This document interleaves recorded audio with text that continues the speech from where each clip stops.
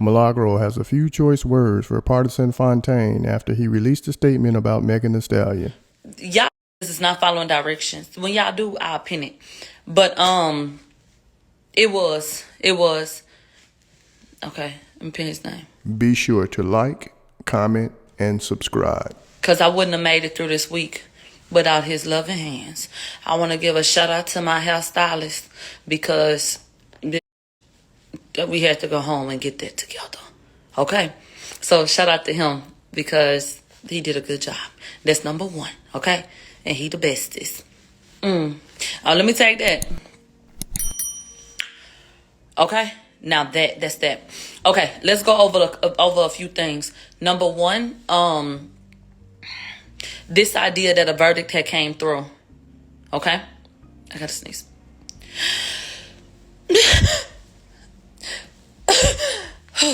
I don't want to put it over my face.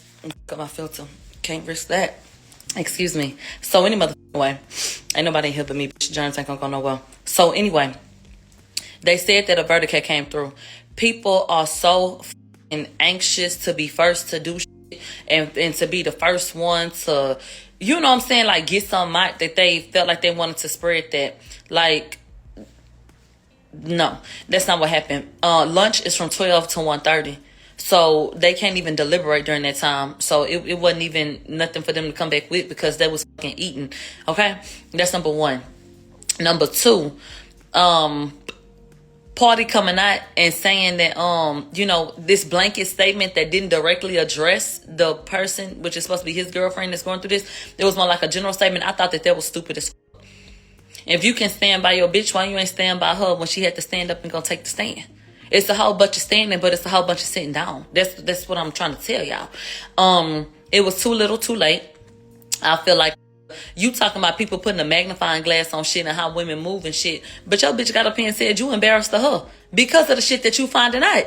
Make it make sense. Wouldn't you be the magnifying glass? Or am I slow? But bitch, we know the answer to that question. Any motherfucking way. I thought that was stupid. I thought that was late. I thought that was, delayed. I didn't feel like that made sense. Moving along to the jury. We got up in there today. As I predicted, the arguments were done before lunch.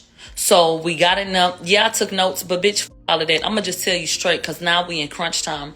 And if y'all really want me to just get into it, I can. But we came in and the defense had the opportunity to continue with their argument. And so when they continued with their argument, they nailed it. The jury was captivated. They were sitting up. They were paying attention to what George was saying. I could see the way that they were responding to things and nodding their head at certain points and all of that shit. So I felt like that was very, very, very important.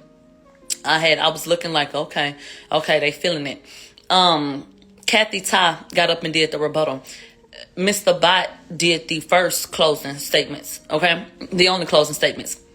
Let me tell you what the issue was. People was falling asleep. People was acting like they were uninterested. And you can ask other sources, but bitch, I'm telling you exactly what it was. That my lipstick is agitating me. Been on all day, so I gotta wipe it. So I just personally feel like the issue with Bot and Kathy Ty, they're not relatable. They're not relatable at all. Kathy's energy, because I don't know her personally, of course. Kathy's energy is very standoffish and very just unlikable. You ever just felt somebody's energy like, why she gotta stick up her ass? She just doesn't come off as a likable nor relatable person. And then you put Bot, who looked like Kim Barbie, up there, and whenever he tries to give it a little oomph, it comes off as if he's trying too hard. And sometimes he can have a whiny ass tone, where he complaining about shit and it just the judge, like it's just a real. He reminds you of that privileged, like that privileged kid at school that got a silver spoon, and I don't even know his background, but he reminds you of the privileged at school that you just don't like, and so both of them together getting up there trying to give statements, they did not identify with it, and George worked the jury. He walking from side to side. Let me tell you something that Kathy and Bot didn't do. They didn't ever humanize the jury. George spoke directly to them. I am sorry that you have to be here during your holiday. I'm sorry if I offended you in the midst of me standing up for my client. You know what I'm saying? Thank you for your time. Everybody loves acknowledgement. He acknowledged them. Going back and forth and making sure that he was engaging and shit. That's what the fuck he did. That Kathy then was standing there.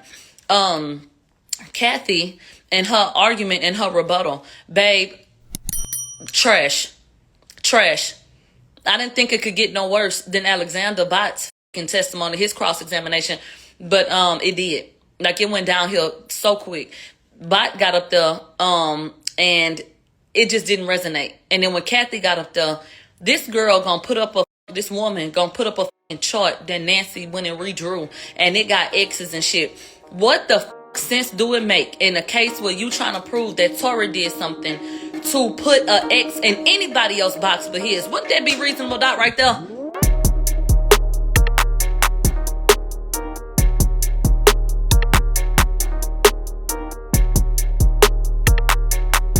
Thanks for tuning in to 9 Mag TV.